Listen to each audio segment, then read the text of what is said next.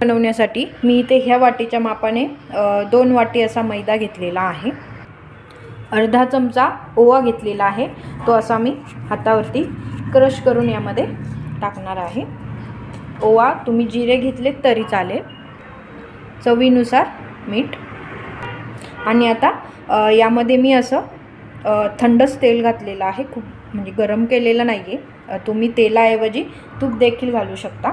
आणि आता हे मस्त असं एकजीव करून घेऊयात। तर मी हे सर्व असं एकजीव करून घेतलेला आहे। तर तुम्ही बघू शकता याचा मस्त असा बॉल तयार होतो आहे। तर सर्व एकजीव झाल्याच्या नंतर आता आपल्याला हे मळून घ्यायचं आहे। आता थोडं थोडं पाणी घालून आपण हे मळून घेणार आहोत। खूप जास्त आपल्याला हे टाईट बनवायचं नाही आहे, खूप जास्त लूज। तर इकडे मी हे मळून घेतलेलं आहे। तर आता आपण त्यामध्ये थोडंसं तेल टाकून व्यवस्थित असं एकजीव करून घेऊयात। तर इकडे आपलं पीठ व्यवस्थित मळून झालेलं आहे। तर इथे मी 2 चमचे मैदा घेतलेला आहे। तुम्ही या जागेवर कॉर्नफ्लॉवर घेतलं तरी चालेल। आणि आता त्यामध्ये मी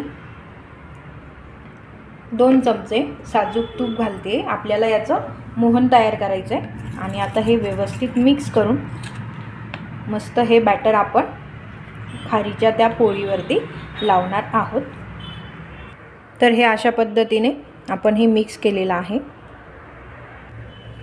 तर आपण आता ही खारी लाटून घेणार आहोत। तर त्यासाठी एकदा हे व्यवस्थित असं मळून घेऊयात। तर तुम्ही बघू शकता बिलकुल हातालाही लागत नाही आणि खाली पोळपाटालाही हे लागलेलं नाही। आता याचे आपल्याला तुम्ही याचे जास्तीत जास्त 4-5 पाहिजे तेवढ्या पोळ्या लाटून घेऊ शकता, परंतु एकसारख्या अशा आपल्याला याच्या पोळ्या तयार करून घ्यायच्या आहेत। आणि आता एक एक करून आपल्याला ह्या पोळ्या मस्त अशा पातळ लाटून घ्यायच्या आहेत। आपल्या ह्या पोळ्या लाटून होता तोपर्यंत गॅसवरती मी कढई ठेवून त्यामध्ये तेल तापण्यासाठी ठेवलेलं आहे। आता आपण ही पातळ अशी पोळी याची तयार करून घेऊया। तर मी इथे मस्त अशी पातळ पोळी लाटून घेतलेली आहे। आणि आता अशाच प्रकारे आपल्याला बाकी सर्व पोळ्या देखील तयार करायच्या आहेत। तर अशा पद्धतीने मी याच्या 4 पोळ्या लाटून घेतलेल्या आहेत। आता आपण जे मोहन तयार केलेलं होतं ते आपण यावरती असं लावून घेणार आहोत, संपूर्ण पोळीला लावणार आहोत। आणि आपण जितक्या पण पोळ्या तयार करू, जर तुम्ही 2 पोळ्या तयार केल्या तर दोन्हीही पोळीला आपल्याला हे असं हे मोहन लावून घ्यायचं आहे। तुम्ही या मोहनामध्ये देखील तेल वापरलं तरी चालेल, परंतु मी इथे साजूक तूप घेतलेलं आहे। तर अशा पद्धतीने हे लावलेलं आहे। आणि यावरती आता आपण जी दुसरी पोळी तयार केलेली होती ती अशी सेट करून घेणार आहोत। यामध्ये आपल्याला हवा ठेवायची नाही आहे। व्यवस्थित पूर्ण पोळीवरती ही आपल्याला पसरवून यावर देखील आपण कॉर्नफ्लॉवर पण जे मोहन तयार केलेलं आहे ते लावणार आहोत। यामध्ये तुम्ही कॉर्नफ्लॉवरचा वापर केला तरी चालेल, परंतु मी इथे मैदा घेतलेला आहे।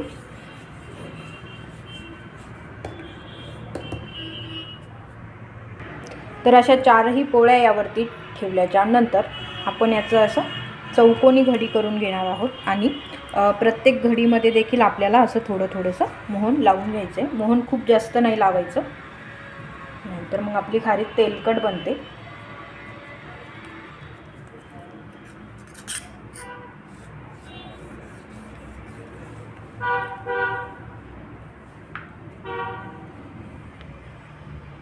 तर अशा पद्धतीने मी याची मस्त अशी घडी तयार करून घेतलेली आहे। आणि आता आपण चौकोन किंवा गोल कोणत्याही शेपमध्येही लाटून घेऊ शकतो। तर मी इकडे ही पोळी मस्त अशी गोलाकार आकारामध्ये लाटून घेतलेली आहे। तर आता आपल्याला याचे मस्त अशा चौकोनी खारी पाडायच्या आहेत।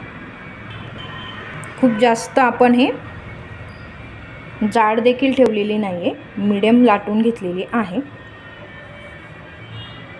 तर मी हे अशा पद्धतीने व्यवस्थित कट करून घेतलेला आहे। आता हे सेपरेट करून टाकूया.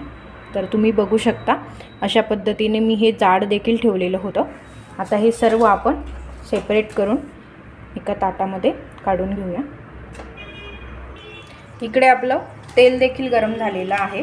तर एका वेळी तेलामध्ये जेवढ्या बसतील तेवढ्या आपण एक एक खारी तेलामध्ये सोडून घेऊया.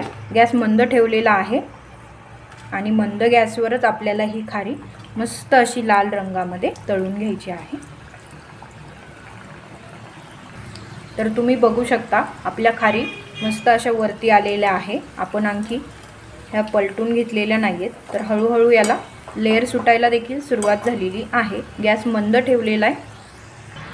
तर इकडे तुम्ही बघू शकता मस्त अशा आपल्या खारीला लेअर्स आलेली आहेत. अशा पद्धतीने आपली ही खारीची रेसिपी मस्त अशी तयार झालेली आहे. तुम्हाला मी एक अशी हातावरती पुश करून दाखवते. तर तुम्ही बघू शकता मस्त अशी आपली ही खारी रेडी आहे. अगदी कुरकुरीत आणि कमी तेलकट अशी ही खारीची रेसिपी आपली रेडी आहे. तर तुम्ही देखील अशी ही खारीची रेसिपी नक्की ट्राय करून बघा आणि तुम्हाला ही रेसिपी कशी वाटली मला कमेंटमध्ये जरूर कळवा. चॅनलवर जर नवीन असाल तर प्लीज चॅनलला सबस्क्राईब करा, चॅनल लाईक करा